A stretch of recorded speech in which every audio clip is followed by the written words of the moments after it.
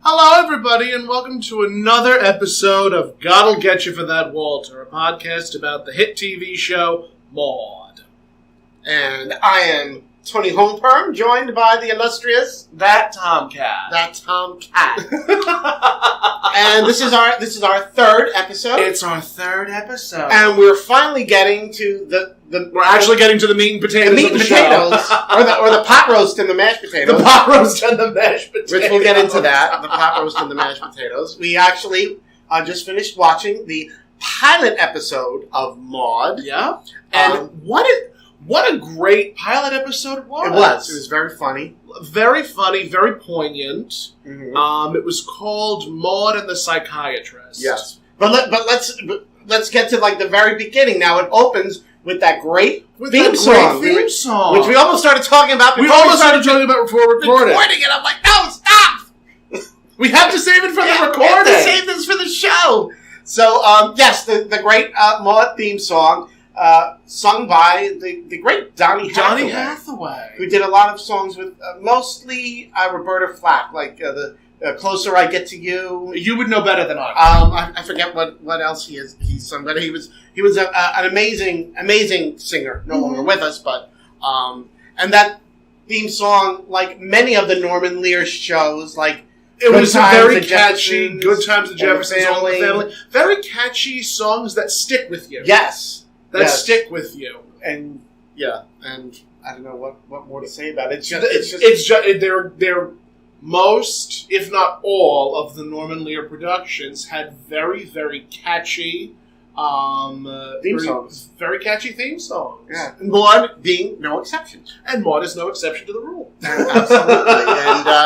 And you just hear that theme song start and you just, It opens with that great piano, that great piano intro, and then it just takes you right into... And also, one of the things that I love about Norman Lear shows is that you would get these great pan shots, these great panorama shots of the cities that they're in. Like, with Maude, it starts in the city, and then you hit the suburbs. I was going to say the Garbanzo Bridge. The Tappan Zee Bridge. You hit the Tappan Zee Bridge, and it just takes you from Manhattan all the way to Tuckahoe, New York.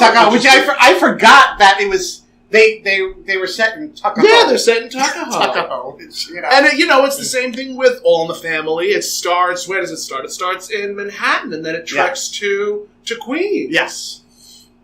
And with Good Times, it's the same thing. It starts with that beautiful opening of the painting, and then it shows you Chicago. Right.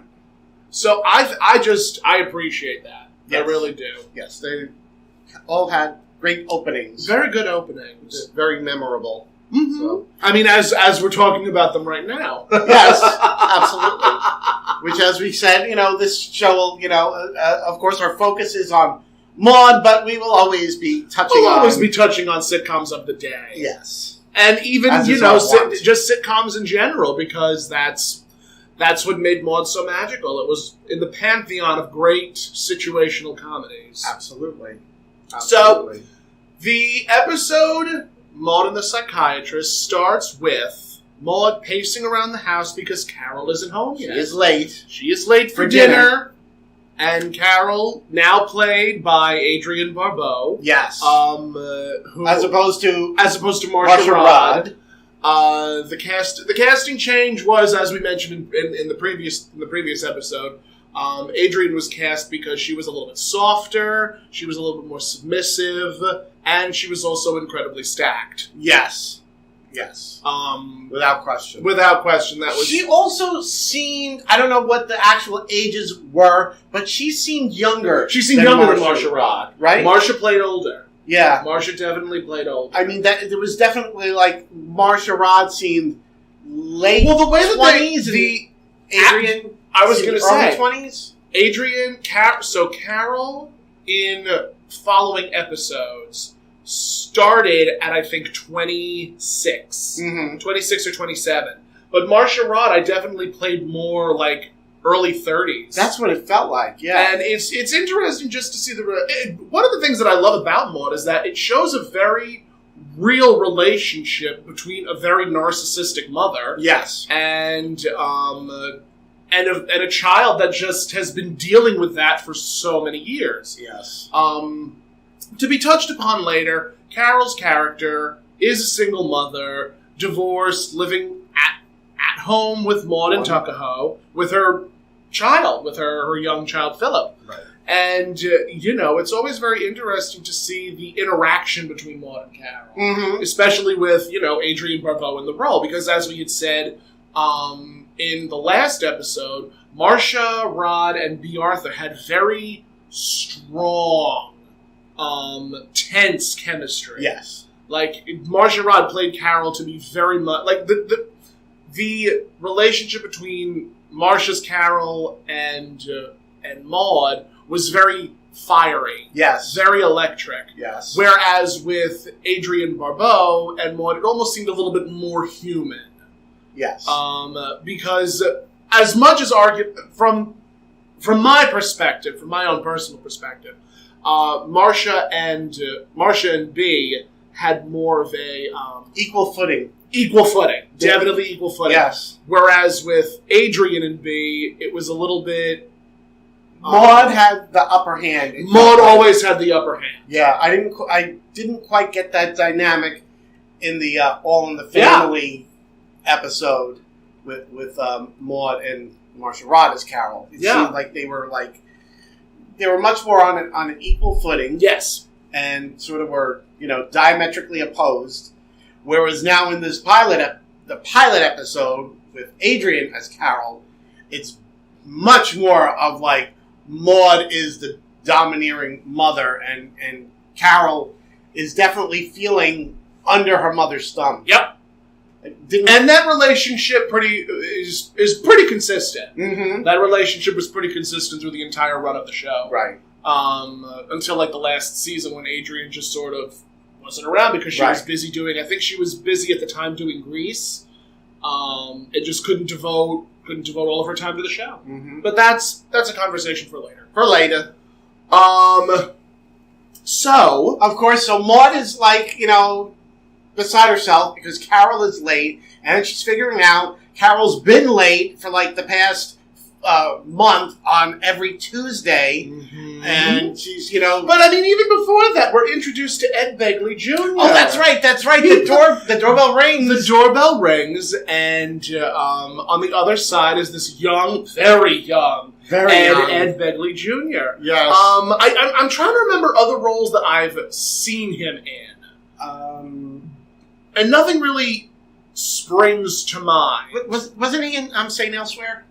I think so. He was like one of the doctors. That sounds serviceable at this hour. Elsewhere, yes. I forget his other roles, but so it's one of the things that you'll notice about any type of sitcom is that sometimes you'll see people over and over in again. Different roles. Usually. In different roles, but also you get to see actors, burgeoning actors, playing these small bit parts. Right. I think of the Golden Girls, like Arsenio Hall was in one of the earliest episodes as a cop. Not Arsenio Hall. It wasn't Arsenio. It wasn't Arsenio Hall. It was in the first episode. It was he was in Designing Women. He played Anthony. Oh, Meshack Taylor. Yes. Okay. Meshack Taylor was. But also George Clooney. Was in it. Burt Reynolds, but Burt Reynolds at that time was like a big celebrity. Yeah, that was him doing a cameo, really. Yeah, that's very true. I said that, and I should not have said that, but it's okay. That's okay. But again, with sitcoms, you'll have big celebrity guests. Mm-hmm. You'll have smaller actors that became really, really, really big. Mm-hmm. So it's always fascinating to see that when it comes to sitcoms. Of course. And we'll get to Helen Kemp in just a moment, who's a fabulous character actress that was in a lot of sitcoms of the day. Like, I believe she was in Good Times. I think she was in All in the Family, and she obviously played she played a lot of very funny female characters in Maude. So we're introduced to Ed Begley, and again, in true to form Maude fashion, we see her pretty much raking this guy across the coals because he's trying to sell magazines door to door. Posing as a Vietnam war veteran. And B. Arthur says, "Oh, I too was in Vietnam as a foreign correspondent." And it just amazes me how the character is just so quick to come up with something. I'm like, I wish I could be that quick in real life. Yes. And of course, and she says, and which unit were you in? And I know everyone. So the guy Ed Begley Jr. is just like stumbling for words. Yeah, and she's like, "You're selling magazines, aren't you?" And he's and he nods reassuringly, and she goes, "And you're rotten at it." And it's just, it's one of those things where I'm like, I could never imagine. Oh, I know. I don't think that there is a Maude that exists outside of Maude. Mm-hmm. I don't think I've ever met a woman that was so sharp and so acerbic. No. Outside of myself when I'm in drag. So true. So, I mean, it is very true. As soon as I put the wig on and I see my face, I'm like, all right, we're B. Arthur. Let's roll. So, the episode continues. Maude slams the door in Ed Begley Jr.'s face. Right. And I love so much the relationship between Maude and Walter. Mm-hmm. I really do. Walter, all this time, has been sitting on the couch reading the paper. Right. And while Maude is like, I'm so worried, Walter is being very blasé. Right. And Maude immediately thinks that Carol's having an affair. Because why else would a daughter not be home when dinner is ready? Right. And Walter, in his infinite wisdom, says, well, no, the two of them just go back and forth with each other. He says, bowling. Maybe Carol's bowling. Right, she's bowling. Because that makes all the sense in the universe. So the dynamic between Maude and Walter is definitely not what would be considered normal at the time. Because at the time, the husbands were always very commanding and imposing and tall and just very, very I'm the breadwinner, I'm the brains of this outfit. Totally the opposite of All in the Family, which the show sprung from. Yes, where you have the very submissive Edith, and you have the very aggressive, imposing, domineering Archie. Yes. So it's very interesting, especially during that time, to see the woman being so dominant, I guess would be the appropriate word to use. See the woman being so dominant. Yes. And things like that just happen. Yes. That was how Maude was written. Maude was written to be this sort of domineering, very dramatic force, especially later on in the episode. Oh, God, yes.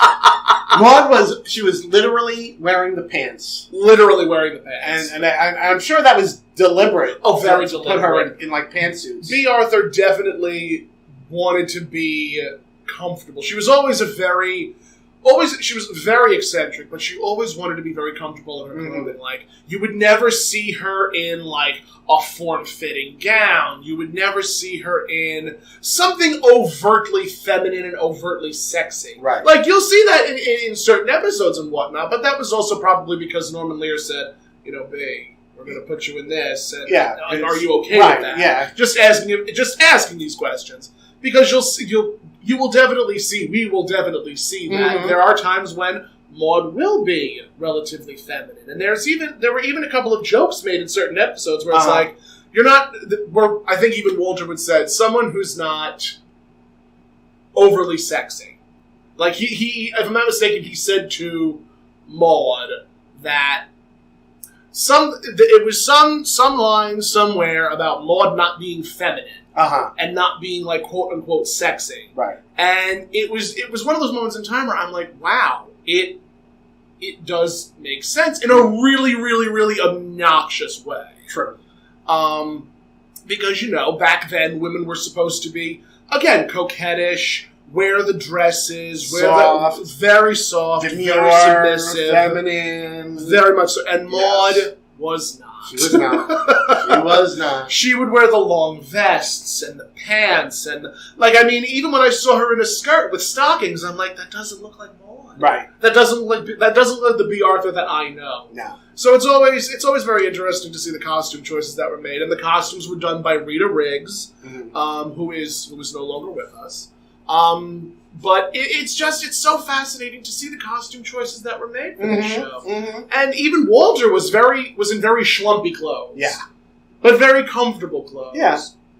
And, it's always fascinating to, ask the question, what was the costume supervisor, what was the costume designer thinking when she would put...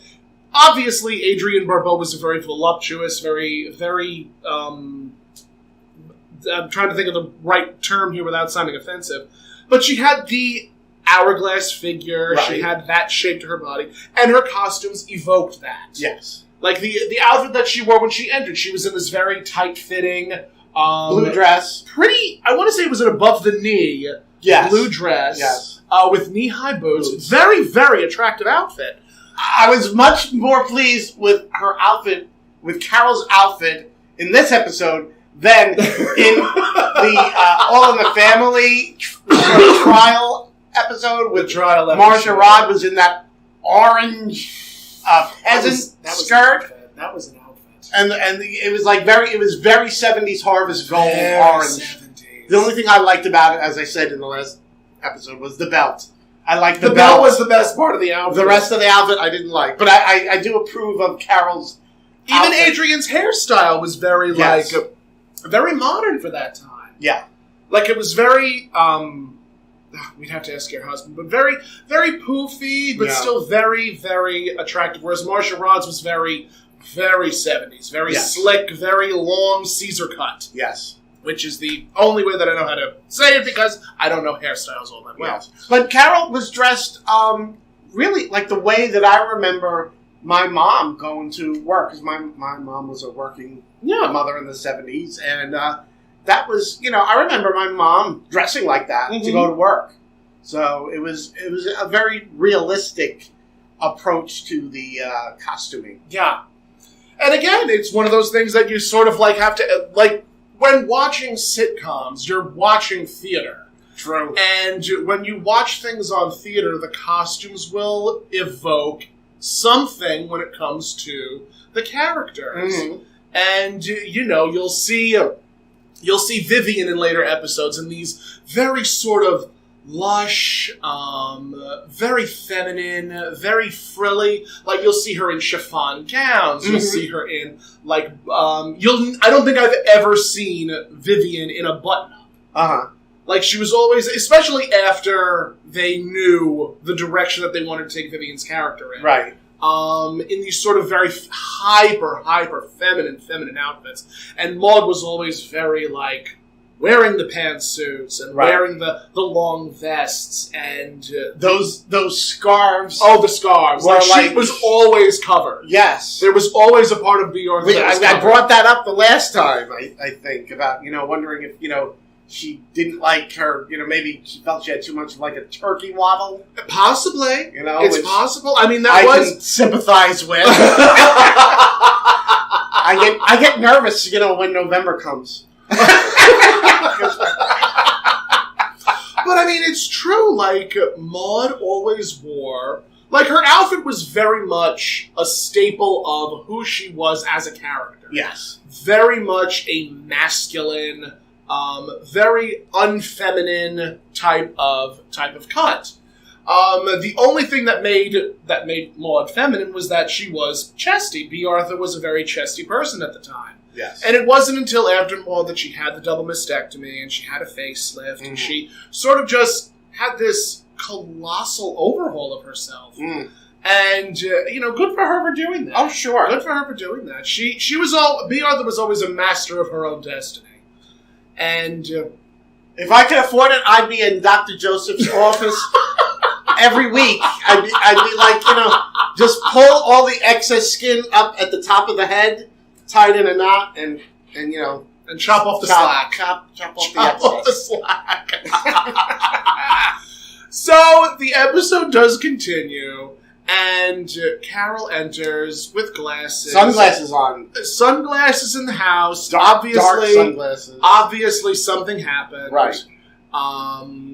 And, one of the things that always amused me was when Carol said, shouldn't you be at the hospital seeing Eleanor Halsey? Oh, that's right, because we forgot. We forgot to mention that Walter was saying that Maude Maude's friend Eleanor Halsey was having a hysterectomy, and Right. Walter, being a man, says, "Oh, that's no big deal. People are doing it all the time." Yeah. Like, you've never had one, Walter. Right. You don't have the parts for that. Like as if it was having root Tonsils canal. removed. Yeah, like it was just nothing. And that actually. But that was what they used to call it. They called it a south of the border tonsillectomy. Oh, did they? I definitely have heard that. I've heard that in the show. And, obviously, if it was said in the show, there's always a grain of salt that you have to take with it. But it was one of those moments where I'm like, did they really say that? Mm. Did they really call a hysterectomy a south-of-the-border tonsillectomy? I'd never heard that. So... But, talking about women's health issues, back then, it was like anytime a woman had any kind of gynecological issue, the doctors, they just immediately wanted to perform a hysterectomy. And the thing is, the uterus is just as important an organ to a woman as the testicles are to a man. And it's... And, I'm actually pretty glad you bring that up, because especially during the 70s, vasectomies were becoming a big thing. Yes. Vasectomies were becoming a big thing. Hysterectomies were becoming a big thing. And, sometimes they were called fads, sometimes they were called... But ultimately, one of the things that a lot of people felt was that if you got a vasectomy, you were no longer considered virile. You were no longer considered a man. Mm. If you had a hysterectomy, you were no longer considered a woman. You were no longer considered feminine. Right. And this was what was in people's minds at the time, because they were so worried that if they had this surgery done, there would be you would end up growing hair on your face as a woman. Right. You would end up putting on so much weight if you got a hysterectomy. All of these things would happen to you if you had gotten a hysterectomy. Right. And that was the mentality for a really long time. Yeah. And some doctors, not all doctors, some doctors would actually make people afraid to get these procedures done, even though sometimes they were medically necessary. Yes, there were a lot of times though where as far as hysterectomies, they weren't necessary, and there were a lot of especially male gynecologists that their treatment for everything. If a woman had an issue, their solution was just perform a hysterectomy on them. In short, the American healthcare system has always been questionable, even prior to today. Yeah. but again, it was like looking at the woman. Well, she had her kids. She's in her 40s. She's done with the uterus. Let's just rip it out of her. Let's just take it out. And fortunately, that has changed. That has changed. I don't think you see hysterectomies being performed with the frequency that they were back then. Yeah. But hysterectomies were mentioned a number of times in the series. Whether it was in jest, whether it was very serious, it was a product of the time to have that mentioned, especially because they had a doctor character. They had Dr. Arthur Harmon. Right. And for all the Republican nonsense that they had Conrad Bain spew, they actually they actually took advantage of the character's doctor. They took advantage of his doctor title. Right. And, the writers had to do probably a lot of research. Even today, the writers for sitcoms and TV shows, they need to do research when it comes to, what happens in Grey's Anatomy. That does not happen outside of that. Grey's Anatomy is a very drama-filled... I've never seen it. It's very drama-filled. Sometimes you see these storylines and it's like, that's impossible. Right. But regardless of that, when you have a doctor character, there does need to be a certain amount of research done. So I can only imagine that that's what the writers had to do during the show. Of course. So the episode continues. So Carol's upset. Carol is very distraught, very upset, and when Carol goes into the kitchen before the conversation even continues, Walter says maybe she has a black eye. And Why would you say that to a mother? Right. Why would you say that to your wife, your stepdaughter? Why? Why would you say that?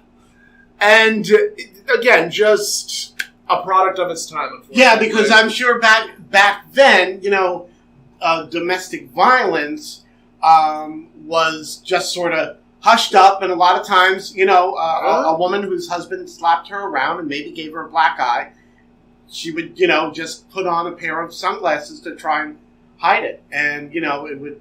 Because if they tried to report it to the police at that time, a lot of times, most of the time, the police would just be like, oh, well, it's this is a domestic incident. We can't get involved. Thankfully, that has changed so much. So much. But, I mean, even domestic abuse survivors... It's traumatic. It's a lot of trauma for a human being to go through. And there are some people that'll say, "Oh, well, it's no big deal." Like the excuses that you've heard all of those years ago, people will still use today. True. And there's a lot that does need to be. There's still a lot of work that needs to be done in terms of domestic abuse. Absolutely. And because it still happens. It is still very much a thing. Yes. Which, only speaks to the poignancy of the show, that it will still have that. Like, one of the reasons why we started doing this was because, and even one of the reasons why I started doing Maude Live, was because a lot of the conversations that are being had today were had 40, 50 years ago. Right. So... And we're still having them. And we're still having the same conversations. So it's, again, one of the reasons why I wish that Maude would do better in syndication. Absolutely. But again, it's a darker comedy. Yes. It's definitely a darker comedy that deals with a lot of heavy-hitting issues. I think even when they started doing the show, like B. Arthur had said that every episode during the first season there was a big issue being talked about or being handled every single episode, which, during the 70s was a very big deal. Yes. Because, you wouldn't have a lot of those episodes. Like, you wouldn't have very hard-hitting episodes, like maybe once in a while to sort of like break up the comedy and break up the buffoonery. Mm-hmm. But with Maude, it was like every episode was hard-hitting. And I was thinking about it. Really, before All in the Family, the mainstay of CBS, it was like the Beverly Hillbillies, Petticoat Junction. It was all those sort of very Green Acres. Yeah. Those were the shows, the comedies that were like the mainstay. And, they're very, very fluff and very, non-confrontational, didn't deal with anything controversial. And then you have Maude, where everything is controversial. Everything is controversial. Everything. It was a complete, 180-degree turnaround from what CBS had been doing. Mm-hmm. So really, changed the landscape of situational comedies changed, especially when All in the Family and Maude sort of entered the fold. Absolutely.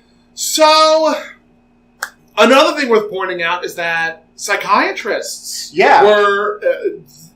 so, Carol ends up admitting to Maude after Maude does this brilliantly guilt-ridden act to try and get information out of Carol.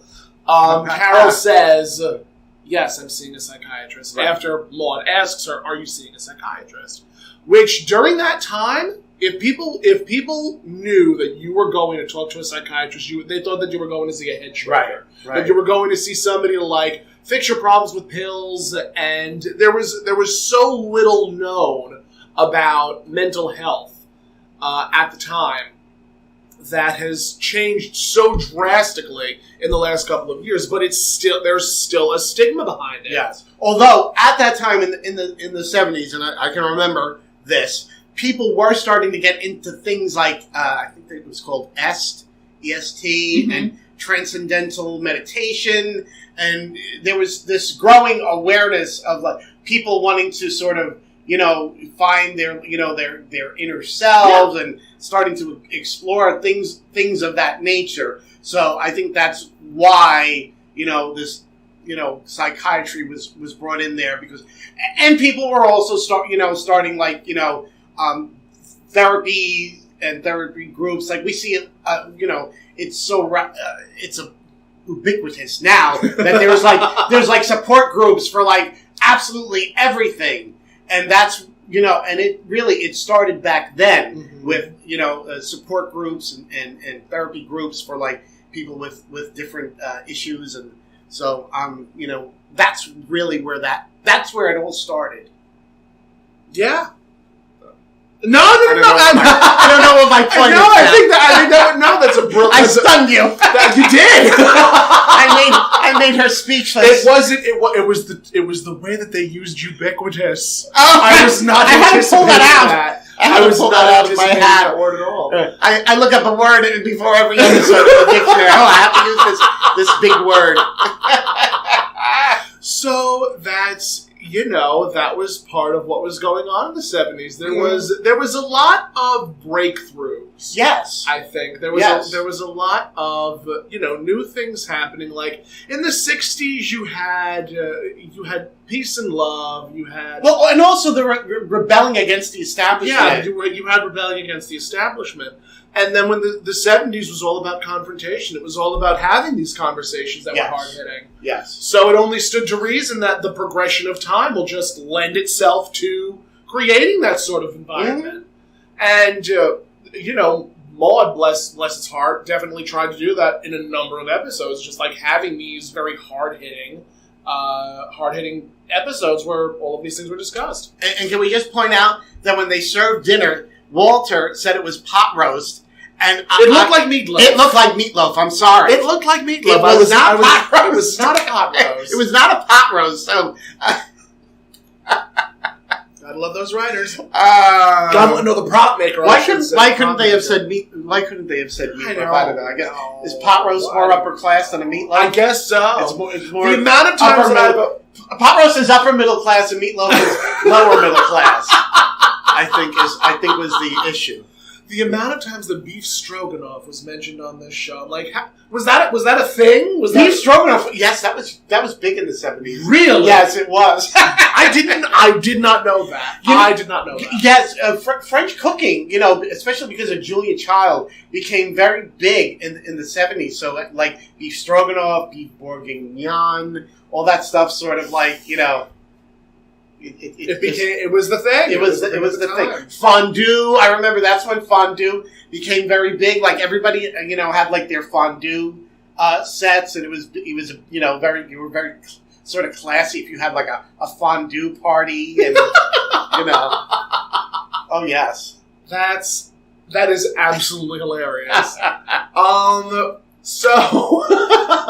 So the episode continues with Carol and Maude basically having a big old argument, and what's interesting is Carol is saying she's going to the psychiatrist. She wants to learn how to deal with her problems on her own. But she mentions how she doesn't remember anything from the age of 3 till the age of 10. Now, nowadays, if we were hearing that now in 2021, if somebody were to say that they couldn't remember anything from a certain point in their childhood, knowing that Maude, was married and divorced a number of times, to me, the first thing I would think is this person may have suffered sexual abuse, and that's why they don't remember anything from their childhood. It's one of the things that I've actually had to tell myself a number of times where I'm like, that is a theory, it's a fan theory, but it stands to reason. That is 7 years. Yeah.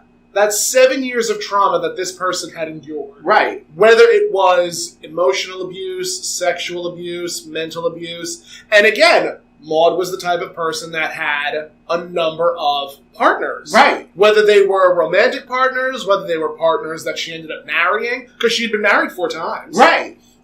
And you don't know if they were boyfriends in the mix either. I mean, that could have been possible too. So it's definitely a very, very real thing that could have possibly happened to the character of Carol. I was even thinking that really it could have. She could have had they don't call it multiple personality disorder now. They call it dissociative. I think dissociative disorder. Yeah. Where, you sort of, create like different personalities to protect yourself and, block off the trauma and create a new self to cope with the abuse and to survive. It's a survival mechanism. And I was like, so watching that now, knowing what we know in 2021. Oh, it's scary. Yeah. It's absolutely terrifying. I mean, I'm sure that, when people watching that episode back then they would not have put two and two together. Like yeah. That. They would have said, oh, maybe she's just, they'll just come up with some cock and bull excuse. Yeah. She just didn't want to remember, or she did remember, but she just didn't want to think about it. Or exactly. Something like that. But in today's day and age, that could very easily be looked at as someone who had survived some form of sexual abuse. Absolutely. I mean, I'm sure, like, if somebody came to me and said, having Carol's exact, like, specific living arrangements and saying, she didn't remember anything from 3 to 10, and the mother had, different partners and all this, I mean, that would be the first thing my mind would go to now, is thinking... Honestly, so years ago when I first started watching Maude, I heard that and I'm like, well, that's a little weird. Now, I started watching Maude, I want to say, like, maybe 10, 11, 12, 13, some odd years ago. Mm-hmm. Like, when I was in my teens. And I didn't think much of it. Right. And then, the more I started watching it now, I'm like, oh. Right. Carol has seen some shit. Yeah. Carol has been through some stuff. And it's interesting because that is the last we ever hear of it, I think. Oh, is it? I think that's the last we ever hear of her prior traumas. So... very interesting. I think so, too. Yeah. I definitely think so, too. So, yeah, I, too, have had the same thoughts. So we're definitely in the same boat on that one. I mean, I don't know. Well, with everything that we know nowadays, I don't know how anybody could hear that and not think and not immediately think of that. Yeah. So interesting. And that's one of the reasons why we have this episode, to address these issues that were talked about. Absolutely. And to have the conversation that was being had back then. Because again, no one knew. No one didn't ask questions about that. They just would have assumed, oh, well, it's no big deal, don't worry about it. Yeah. Nowadays, that would be obviously you've said that 3 times already. That would be the first thing that we would think of. Yeah. Well, in that environment of the early 70s, you were still in that, coming out of that 50s mentality where you had to keep up appearances. And, things had to be kept quiet and swept under the table, under the carpet. It just wasn't talked about. No, it wasn't talked about. Not talked about. And the sad thing is, it's also happening today. Still happening. It's still happening today. Yep. So, what does that tell you, friends? That tells you that we still have work to do. We still have a long way to go. Still have a long way to go. Still a long way to go. So, Maude says to Carol, if you leave under these circumstances, you need never come back. Which... Because Carol is saying that she should have moved. Yeah. Because if she had moved out, she wouldn't be dealing with all of these stressors and whatnot. Right. Because if you watch Maude, you know that Maude can be a little bit of a stressful character to deal with. Just a tad overbearing. Just a little bit. Just a little overbearing. So Carol ends up leaving, and Maude goes to Walter. Why did I say that? And then Walter, bless his loving heart, says, well, you were such a rotten mother, you probably figured you'd go all the way. Mm-hmm. And then Maude bites his hand. So, the following scene involves the fabulous character actress Helen Camp. Mm-hmm. And the character just literally... Mrs. Manley. I remembered her name. He did mention her name. She was playing Mrs. Manley. Perfect. So we have Mrs. Manley. Mrs. Manley. And... sitting in Dr. Stern's waiting room. And Maude is like, I have no plan of action. I don't know what I'm doing here. And in short, Maude takes Mrs. Manley's appointment. Yes. Through a very, very humorous, but still very seriously warped and twisted way of doing it. Yes. because sort of implying that she'll do grievous bodily harm to Mrs. Manley if she doesn't let her have her appointment time with Dr. Stern. And it only speaks to the fact that B. Arthur is such to see Helen Camp and B. Arthur standing next to each other, like B. Arthur dwarfed Helen Camp. Mm-hmm. Like she was very much like, and I think she was even in heels. Oh, I think B. Arthur was like in tiny little like kitten heels. Kitten heels, and just to see, I don't wear kitten heels. Neither do I. Don't do that. I either wear flats or I wear pumps. So 7-inch platforms for me. Oh my god, I could never. Otherwise, I'm like. Otherwise, you get no one sees me. No one sees me. So Mrs. Manley leaves and runs. We should say, runs away. And then Dr. Stern enters, and they have a brief back and forth, and Dr. Stern is able to figure out exactly who she is without her even telling. Apparently, from everything Carol has told him about her. I think that this was almost. I'm trying to remember when HIPAA laws were written. I don't know if they were written in the 50s, 60s, 70s? Because I know that one of the things that Dr. Stern said was when Maude entered the office and had the conversation about, like, Carol, my daughter. She wants to discuss Carol. And Dr. Stern says, you can't do that. It breaks the doctor-patient confidentiality clause. Yes. Which I'm trying to think if that had to have been HIPAA. Mm-hmm. At the time, that had to have been HIPAA. Yeah. And obviously, Maude relents and says, okay, we won't talk about my daughter, Carol. And that was a point that was made by the doctor that he starts writing something, and she's like, she wants to know, what is he writing? What are you writing? Yes, because she knows, she's seen enough movies to know. He's not writing a note to the milkman. That was too funny. That was too funny. Like, one of the things that I can say about Maude is that the writers definitely had a good hold on how they wanted to present this character. And they wanted to present Maude in a very aggressive way, because that was just not the norm back then. And, Maude really broke the mold for female characters from that point forward. Yeah. So, moving forward. Yes. My daughter was mentioned a number of times. Either she referred to Carol as my daughter or my Carol. Never just Carol. So, to go back to that point, it's possible that Maude may have known that Carol was being sexually abused, because that's a very possessive thing to say. Right. Like, this is my Carol, this is my daughter. Like, I know that something had to have happened to my daughter in order to make me feel this sort of way. And, it's definitely a very hard thing to address. It's definitely a very hard thing to address. And the only way that Maude at the time probably knew how to do it was just to hold her daughter so close. And to, like, not let anybody harm her. Right. While also at the same time letting her daughter be free and independent. Right.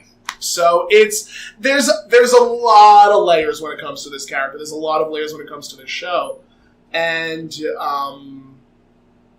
moving forward, the Dr. Stern, instead of discussing Carol, is discussing Maude and Maude's trauma. So we also get a mention of Maude's mother, who was 5'11.5" in her stocking feet, with a voice that could shatter glass. And, it's again a product of its time, where narcissism is a hereditary trait, apparently. Yes. Where you have this probably very aggressive mother giving all of this nonsense and trauma and abuse and whatnot to Maude, and then Maude also giving it to Carol. Right. And it's just, that's still happening today. Like, there's so many people undergoing and dealing with so much verbal abuse and physical abuse and mental abuse and all of these things from their parents, Yes. that you either have a choice. You're either going to deal with your trauma and talk to a therapist or talk to a psychiatrist, or you're going to impart that same abuse on your child. And that's typically what happens. An abused child, in a lot of instances, grows up to become an abusing parent. Yeah. So, unfortunately, that is how it happens. Sadly, true. Now we are not trained professionals. No. We are not. The only thing we're trained in is makeup and drag. That's true, and even that is questionable. Even depending on who you ask.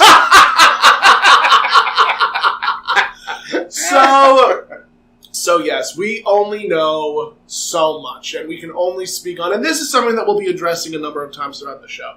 We can only speak from a white queer experience. We cannot speak from a black experience. We cannot speak from a Latinx experience. We cannot speak from any other marginalized group outside of being white, queer, and gender fluidity.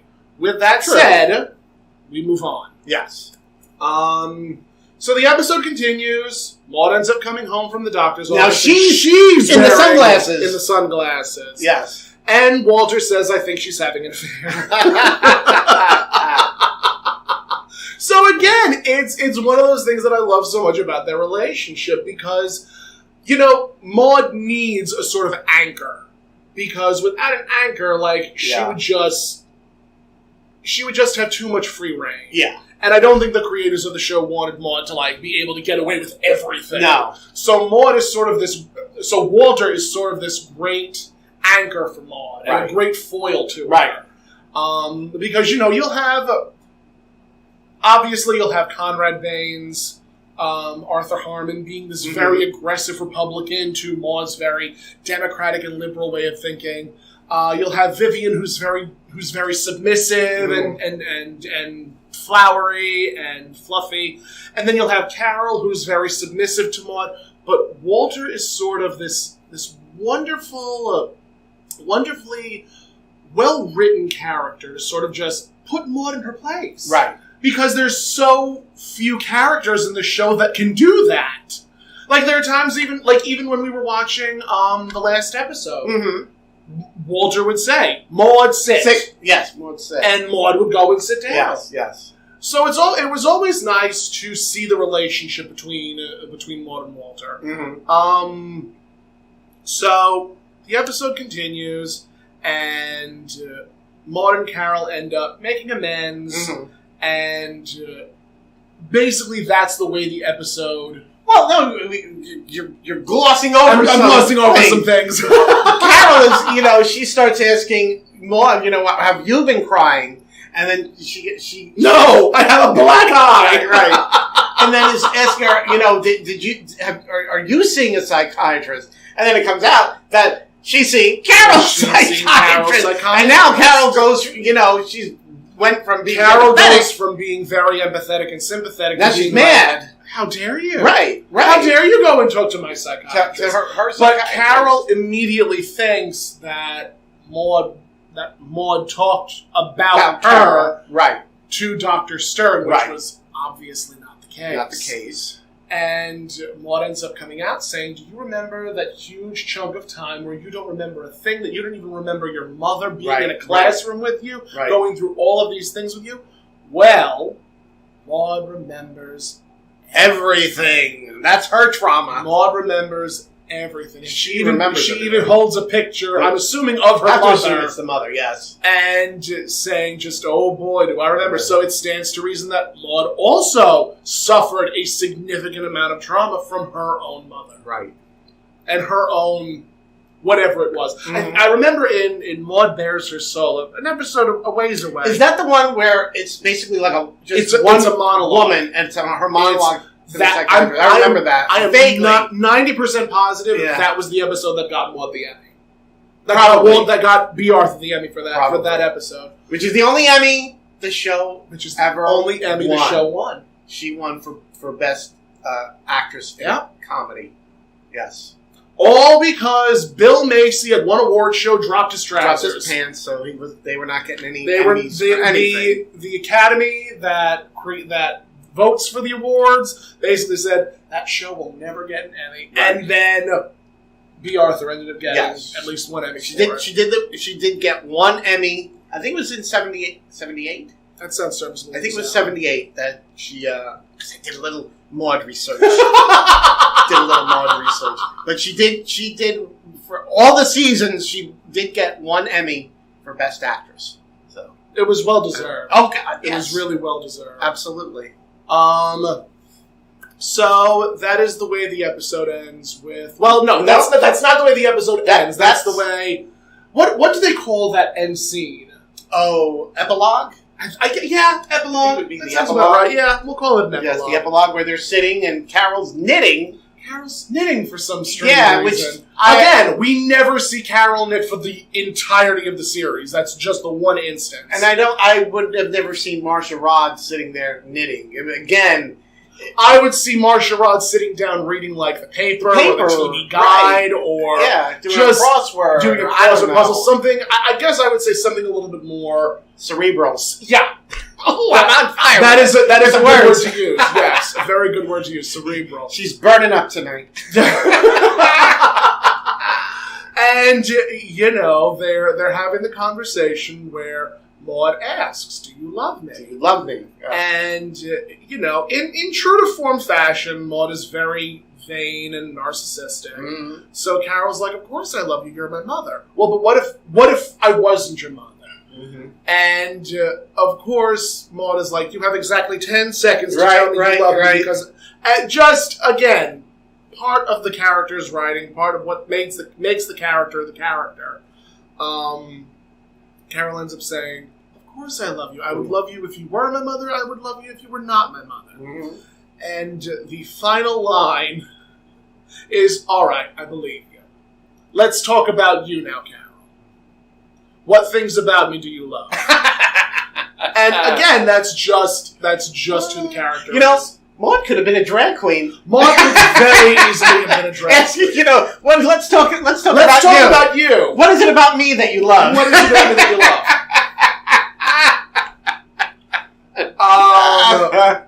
But that was the entirety of the episode. And again, even with All in the Family's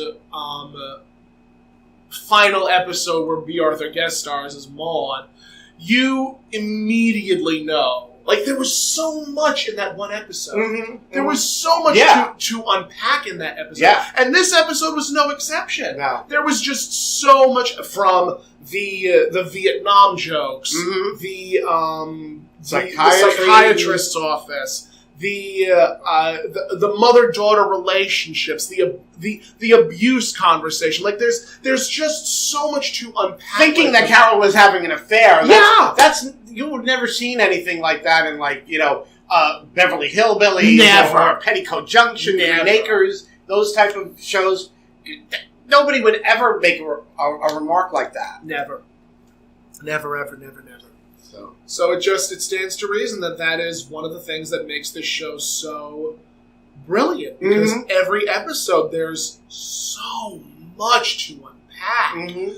There's so much to discuss because that's how the show was written. Yeah. The show was written to be a very... I don't want to say it was written to be controversial. It was written to start the conversation. Yes. It was written so that these conversations can start to be had in these American households. Right. And... to be thought-provoking. Very thought-provoking. Very thought-provoking. I am so sorry that You are slaying me with these words and phrases. I don't know where it's coming from. I truly don't. She's literally absorbing everything from me. I don't know, yes. But, that brings us to the end of Maude and the Psychiatrist. The pilot episode. Now let me ask, because I didn't research it.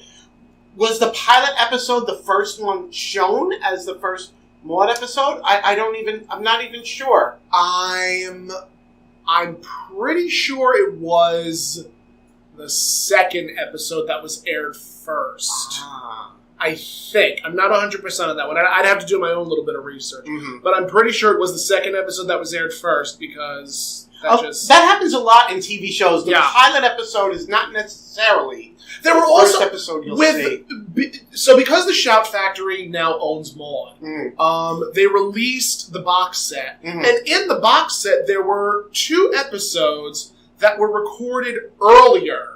That could have been shown earlier, but they weren't. They were redirected, they were rewritten, a little bit here and there, and then they were aired later on in the series.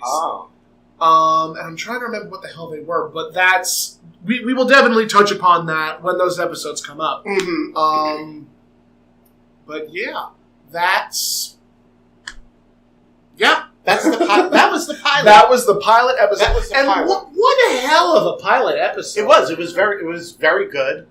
Very good. Very well written. Has again just a lot to digest. Yeah, a lot to digest. And again, that was probably why Maude didn't.